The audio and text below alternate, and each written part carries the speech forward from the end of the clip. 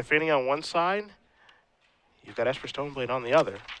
Charles Gordon, Ian Anderson. Ian Anderson down a game with his Tezzeret Affinity deck. Charles Gordon, your number 1 seed, beat Jacob Wilson twice so far this weekend. And we'll see if he can make it to the finals. Meddling Mage in play. We'll find out what that's naming. But we couldn't. And it's naming Etched Champion, which is a great card, obviously, against Gordon's deck. But you see right now, there's some artifact lands in play. You got an Ornithopter, you got an Arcbound Ravager, a Cranial Plating for Ian Anderson's side. So we'll see what he can do. And he's got a Moxel out there too. I just feel like with this deck, because we played when Affinity was the big thing. The boogeyman. Yeah, back in 03, 04, and they had to ban the artifact lands, but you get to play them in Legacy, so it just feels like it should be powerful. Yeah, for everyone who was a serious tournament Magic player around that era, the fact that Affinity isn't a major player in Legacy is actually hard to believe, because that deck was so dominant. It resulted in so many bannings, and you get to play with all those cards plus all the other effects from sets previous and sets moving forward. So, Source of Plowshare is going to target Arcbound Ravager. Not only that, but the deck is dominant in Modern too. It's very good in Modern also, with no artifact lands. Yeah. So let's plow on this Ravager here. So that's fine. Modular is going to target the Ornithopter. So that looks like that resolves. Gordon has a 3rd plow in his hand. He's already cast 2. He's got a Force of Will. Some other stuff hanging out over there. Etched Champion the draw here, but Meddling Mage is taking care of that. And Etched Champion is absolutely incredible against Gordon's deck. Yeah. And you think about Etched Champion in the Modern version with, it's on 90% of the time, but in this version it is on 100% of the time because of artifact lands. Battlecraft is a joke to accomplish, as here's Swords number 3. And talk about another card that got improved because of the rules changed to Legends. Nox Opal now actually gets to have some Lotus Petal moments to it as well. Yep. And now Anderson has to pass the turn back because he has, I don't know how many Etched Champions that is. I think that might be 3 in his hand. He has a Tezzeret right now too, as Meddling Mage is going to come across. And now here is a Jite.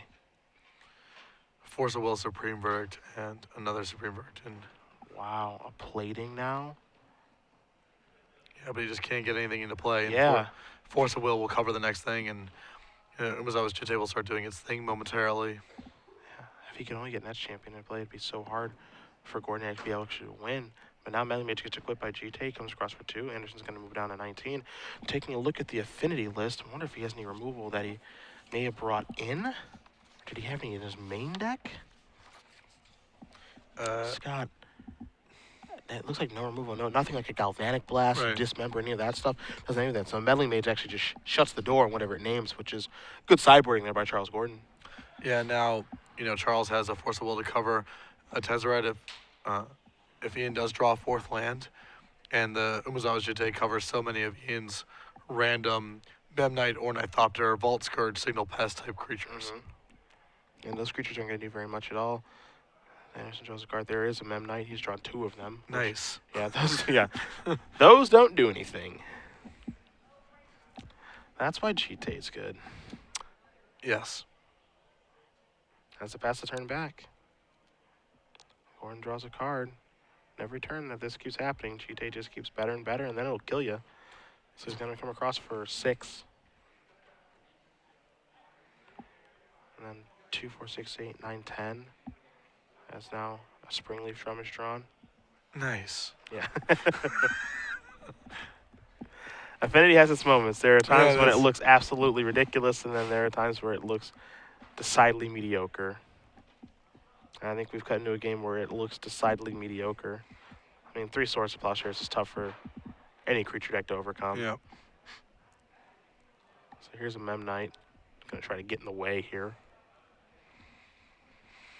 Ian starting to make his move here to whatever extent you can call this.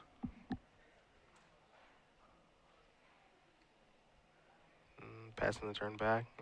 Pretty easy takedown. Get that off the table. So Charles going to untap. He'll take a draw step. Come across for some amount of damage. He says, I'll make it 4. Put you down to 7. Add 2 counters to my Jite. So it'll be a lethal attack next turn. There's a Flood Strand and pass the turn back. Anderson takes a draw. He finds another Springleaf Drum. Here's a Memnite. I assume. I wouldn't be surprised if he forced this. I would, yeah. I don't think he needs to. I just wouldn't be surprised if he did. Now, Tezzeret will almost certainly get forced. Yeah. Yeah. Now there's a force removing a Supreme Verdict. And we're looking at a lethal attack here, and that is it. So Charles Gordon with Esper Stoneblade, your #1 seed in the tournament, is moving on to the finals, where he's going to be playing against Combo Elves. Meddling Mage has been doing a lot of good work for Charles over the course of this tournament. Yeah, I mean, Meddling Mage has been really, really, really good. Yeah, it's been Meddling Mage is a really powerful card, and now with the evolution of these blue-white blade decks becoming more aggressive, or Delver decks moving to blue and white, in part because of True